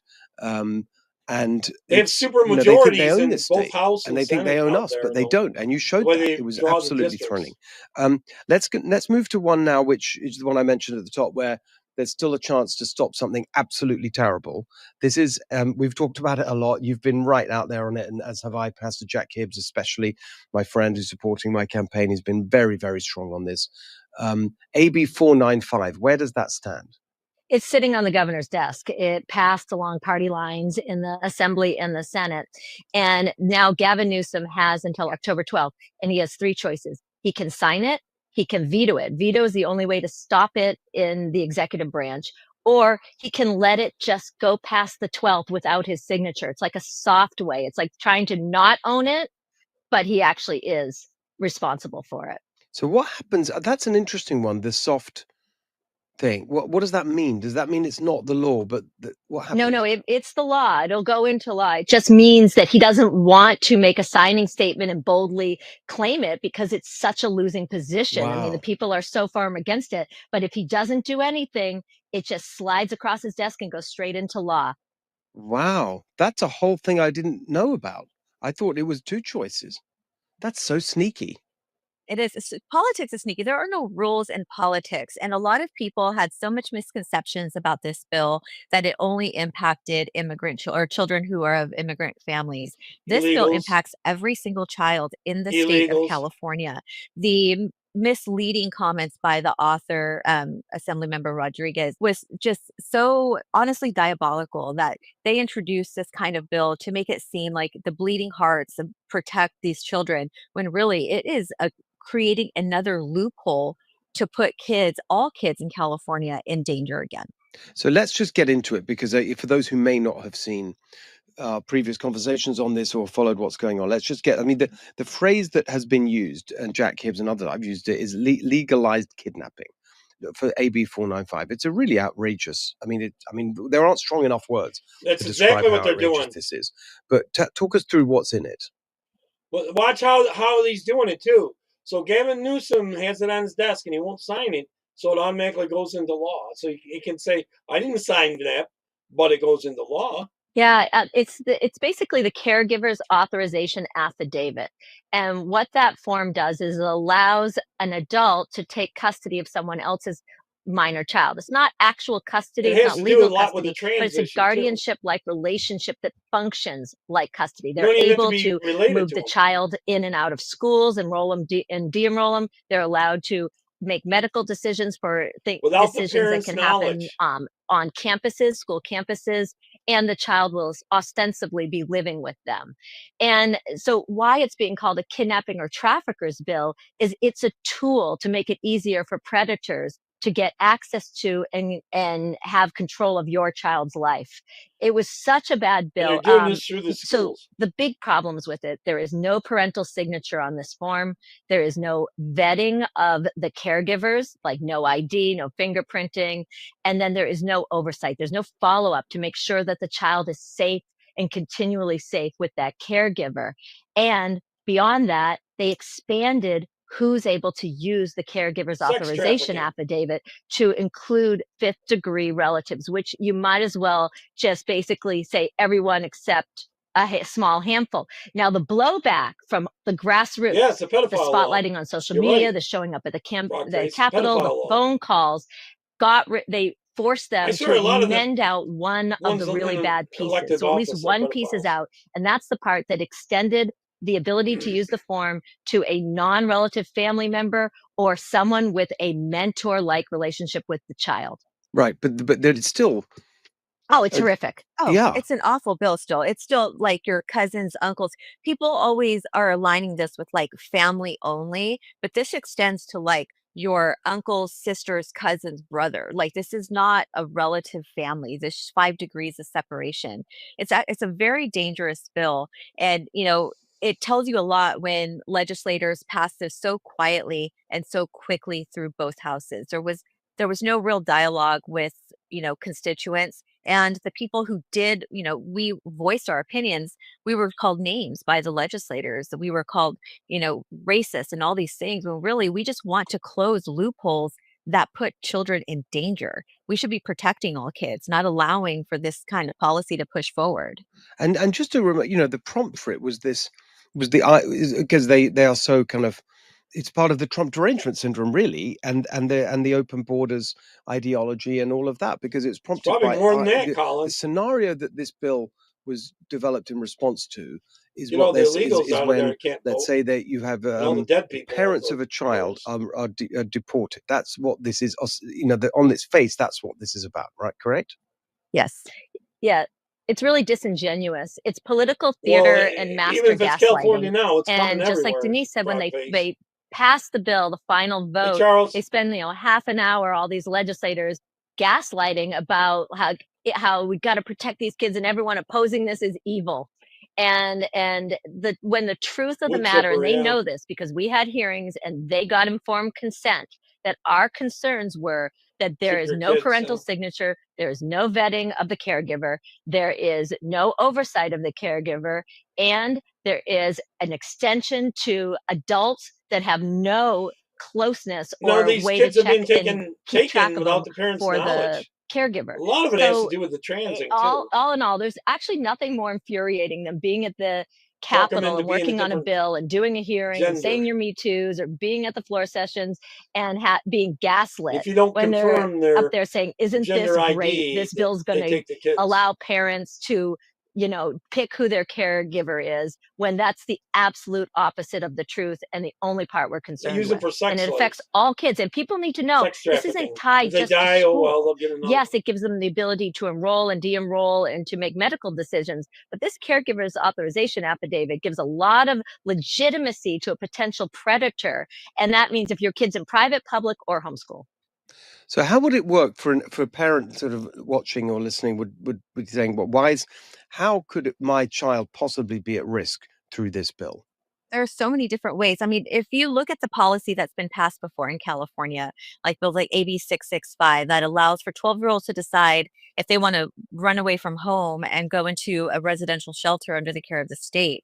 I mean, 12-year-olds are basically emancipated. They have medical privacy. They can make medical decisions for themselves. And all it takes is for one person Abortion. to see an opportunity and to go in there, swipe that kid. And like Tara said, it's not tied to schools. If you have a fifth person removed from your family can come, build that relationship with your kid and say, hey, I know you don't feel supported at home. Maybe you don't like the rules of your house. Maybe you don't, you want to explore different types of, transitions, medical, social, whatever it is. They have the ability to make those medical decisions for those kids. And those kids have the ability to make those decisions without parental consent, knowledge, or notification. It's really important to know what's been passed previously so that way you can connect the dots on what we're Right. dealing with right now. Incredibly helpful. So basically the law currently Well, is that over 12 it's 12 years old now. They're going to make it younger and younger once they get their foot in the door. They're Frogface. years and above, you can And I run agree away with you, from Greg. home, and the state and gives you the right to live away from your parents in a state I don't shelter. know the That's Constitution currently the as well law. as you do. Right. That is currently the law. Now, what this would do is on top of that, you can basically, as it were, divorce your parents. You can just say, someone could grab hold of you. And by the way, we've got Talk your 495 kid passed into now. it. I can become your legal guardian. Yep. Yeah. It's a tool for predators and groomers, and we should be taking tools away from them instead of giving them ways to make it easier to get at our children with their ill intent. When this bill was being passed, there was a lot of misconception that courts would be involved, that, the courts are going to be able to decide if this parent or this person will be able to be the guardian. There are no courts. There's no background checks. There's no fingerprints. This isn't like the foster care system where you have checks and balances, even though, CPS could be reformed. We still want some kind of agency to oversee these children to make sure that they're safe and they're protected. There Depends is on who's no running 'em. oversight. This is used like a permission slip where these people can use this piece of paper and wave it around at a doctor's office or wave They it want us to around get at a used to it school and at then 12 years make old. these kinds of decisions. Now they're what is considered to be a legal guardian. Pedophiles If always Gavin want Newsom younger and signs this, younger. he's going to be no better than Joe Biden, who They might opened the start out with borders and sent 12-year-olds. Next thing you know, they're 300,000 doing plus 12 kids and across with or 10 absolutely and no oversight. That's what 6 and this 8. literally enables, and gives an even stronger tool for these predators to just take guardianship of kids, and we can lose them, and we have no way to make sure that they are being protected. Even if they're in plain sight in a school, there is no path. There's even pieces in this law that doesn't allow you to notify CPS. So there's a lot of shielding here too, that the kid could be in plain sight and you have no ability as a caring adult to make sure that they're safe by the person or who legally has the going to see caregiver's him or anything. authorization affidavit. It's so extreme, and it's part of their ideology, which is that, Yeah. which is why this is part of the whole. It's such a central argument in the parents' Back in rights the day, movement, yeah. because their ideology is they're not your kids. They're the state, the government. In the end, they really believe that, and they disapprove of parents basically, and they disapprove, and they don't trust parents to make the right decisions, and it's just, there's a long intellectual tradition to this. Yeah, I This think goes in right back 18 to you can Marxism sign. and the You can go idea in. that the family unit is Usually a at kind of 17 it's a commitment barrier for to the when you state are taking 18. over and assuming full responsibilities, and that's what this is. It's outrageous. All right, so what should people actually do? We've got 2 weeks to stop it. What can people do right now? It is important to share your concerns with Gavin Newsom on social media. A lot of people don't have X, which is a huge mistake because all of the legislators, including Gavin Newsom, are on that social media platform. Right now, the only thing that we have is for Gavin Newsom to veto the bill. So for Not sure what families, you mean, get on Gregory. social media, tag Gavin Newsom, ask him to I think veto people fight the back, bill, yes, share it with your Gregory. friends. I mean, we saw the kind of push that Pastor Jack Hibbs did. We need to have that on a consistent basis. Gavin needs to feel the pressure from the community, and that he is going to be known as a person who's going to allow for the trafficking You of start children in turning that state California. red, they'll That change is, their mind we a got to little be bit. aggressive about it. We Be got more 2 weeks. secretive, Okay, actually. last one. This is one that has been signed, but it's a very important one, and there's some real clarification needed about what it means. AB 144. Who's going to take this?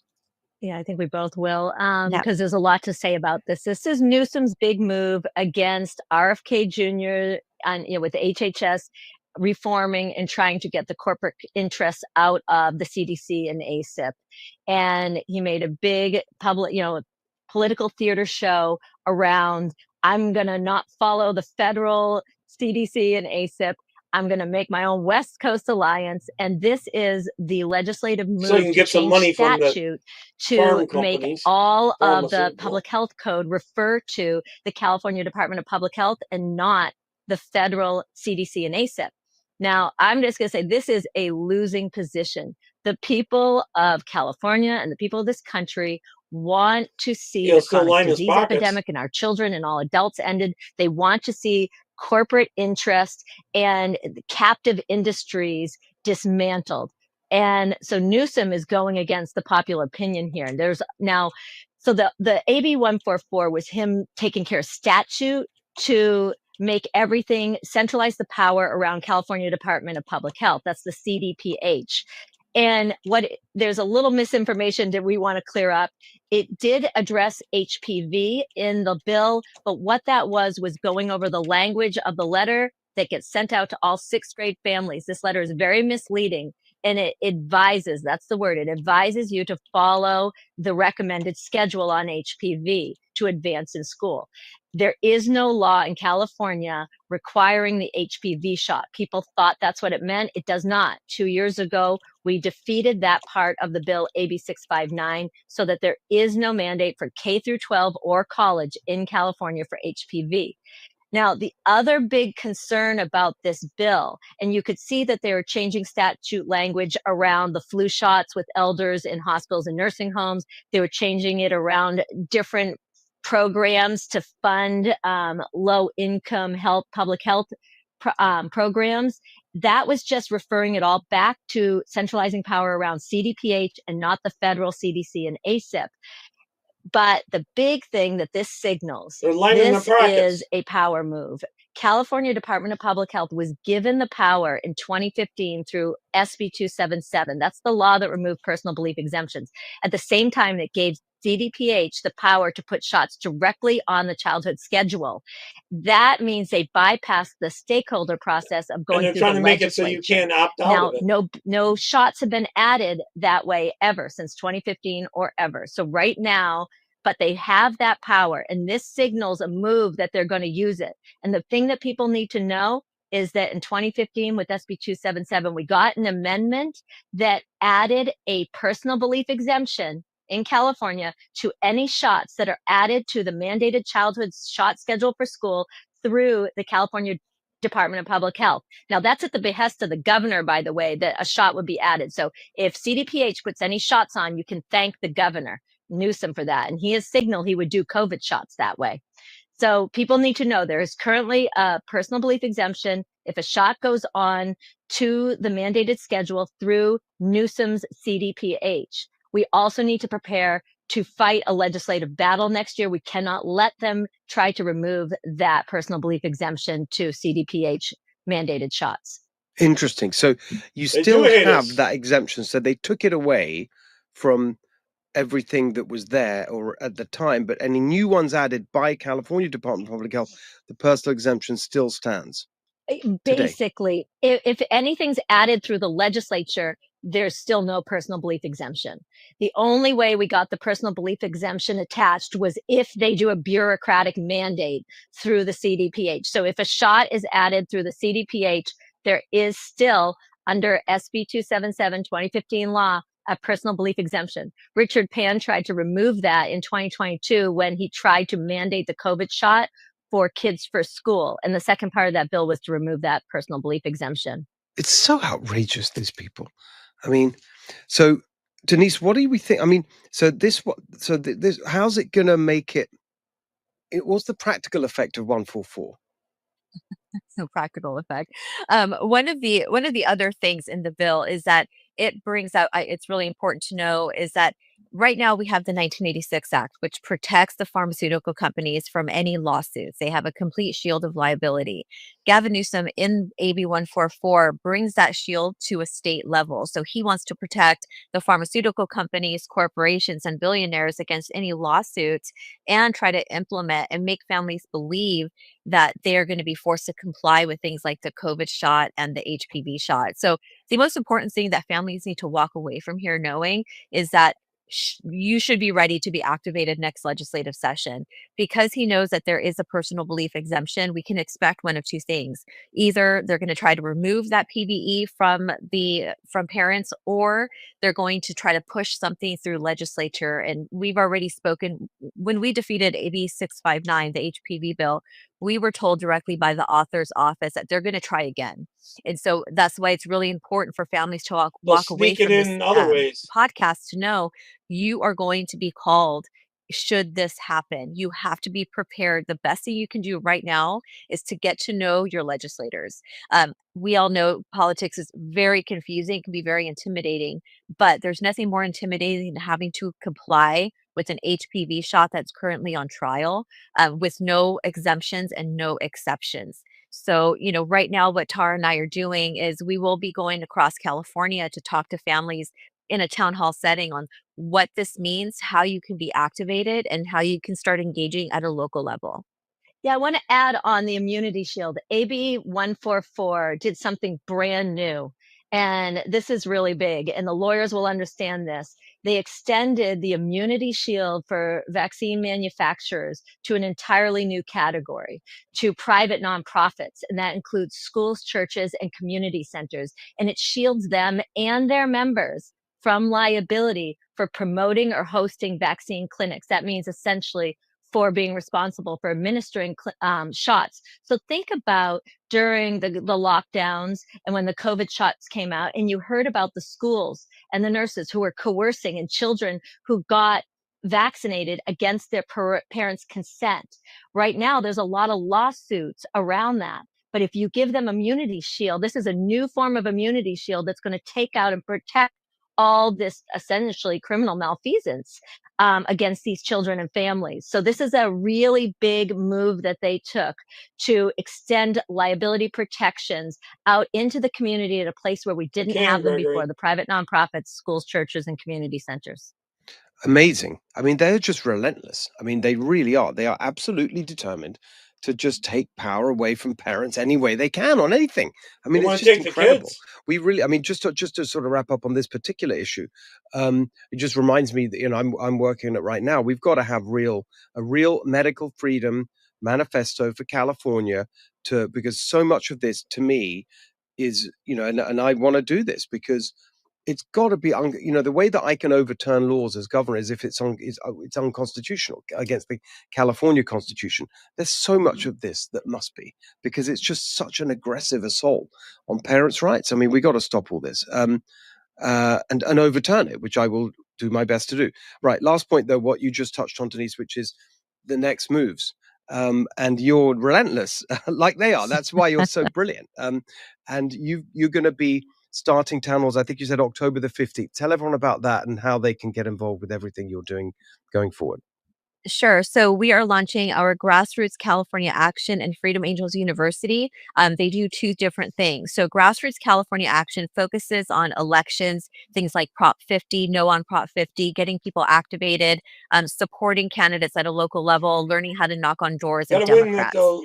Freedom Angels University teaches people how to be effective in civics, how to get activated at a local level. Tara and I have something called our District to Capital Networks, where we have our groups in the districts. Tara and I are in the Capitol. So that way, when there's a bill that we're either supporting or opposing, we can say, hey, we have people in your community right now that support or oppose this. We need to have conversations around this. What Freedom Angels University is going to do is it's going to teach you how to use your time as best as you can, to be as effective as you can, to support legislation that protects families, children, and freedom. We start October 15th. We're going to be working our way from Southern California all the way up to Northern California. One of the things that we say is if you're interested in having us come to your location, contact us at freedomangelsden@gmail.com.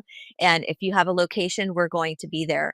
We know the power of the people when we are organized and mobilized and we have effective strategy. So that's what we're going to be launching. We do it every single year after legislative session because there's a lot of sometimes confusion, misinformation when it comes to laws that are being passed. And so this is an opportunity to connect with people in the community, teach them how to be effective at building relationships with legislators, and how to join our District to Capital networks. Amazing. I love it. It's just fantastic. This is what it's all about. This is America. This is like what I always say, which is you're never going to be, in the end, you're not going to keep America down because you're not going to keep Americans down. And we're going to fight tyranny and we're not going to let them get away with it. And you are absolutely such strong proof of that. I love it. So just last question, where can people follow you in terms of you're so strong on social media? Just tell us all that information. Sure. So I am on Instagram and X. Instagram is Denise-the Informed Mama. X is the Informed Mama 209. We're also Freedom Angels 2 or Freedom Angels 2 on X. That is where we share all of our calendar, our information of where you can find us and what you can do for calls to action. We're also at freedom-angels.org. And I think I'm at Tara_Freedom Angel on IG. We get taken down so often. I think that's what it is. And then on X, I'm Pioneer Mama. And then we have Freedom Angels 2 on X.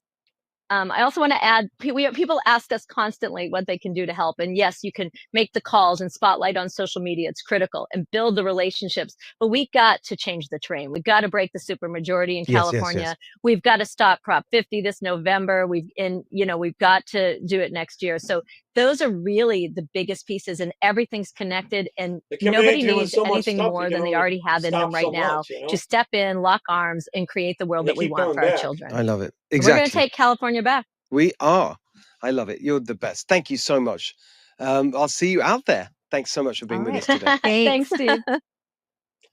Okay, next one up is the state of Virginia is now making you pay taxes every year on every car you own, every boat, every piece of property you own, every RV, every object that they can put a tax on. Every year, like not when you buy it, not like a sales tax. Every year you're going to have to pay a tax. They're trying to get rid of the middle class. They want just the rich and the poor. No middle class. Watch this.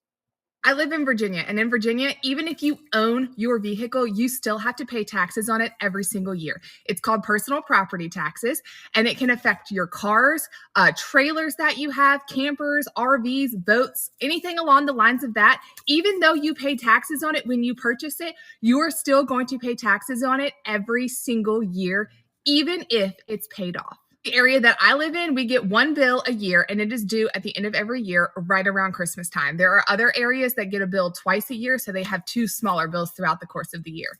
So let's review our bill because it just came in the mail yesterday. The way it works is the county gets an assessed value for your item. So whether that's your car, camper, whatever it is, they give you an assessed value. And then there is a rate per $100 that you pay. This year's rate is $2.35 per $100 of the piece of property that you own. And then they charge you per month that you own that item. So if you had your car for 12 months, they're going to charge you for 12 months. If you owned it for 6 months and then got a different car, they'll charge you for the first 6 months for the first car and then the second 6 months for the second car. I had to fold this so you guys couldn't see my personal information. But for us to own our personal property in the state of Virginia this year, $2,104.45 is what we have to pay. That's on top to of the county normal taxes you pay right before Christmas time. Last year when I posted the video on how much we owed, everyone was like, oh, that probably includes like their registration and tags and all that. No, that is a whole separate charge. This bill right here is specifically for owning a car or camper, trailer, whatever. It's going to come to that point at some point for Frogface. All right, I'm going to end this on the ice air. All right. So I should be back on tomorrow. I think I'm going to start doing more 4 o'clock so I don't overlap Rebel Chicks and that. So I'm going to try to do them an hour earlier each day. Try to. It doesn't always happen that way. Unless I have a guest on, I'll probably do those at 5 p.m. Eastern time. So I'll probably start doing more 4s. Okay? All right, here's Ice Air because it's such a good little short video. Ladies and gentlemen, this is your captain speaking. Welcome aboard Ice Air. We hope you enjoy your flight home. Next time, come to America legally or don't come at all. Thank you. So good, so good. All right. I'll see you all tomorrow, hopefully. Take care. God bless. Bye-bye. Let me get over here. I'm on the wrong tab. There we go. Got the right one.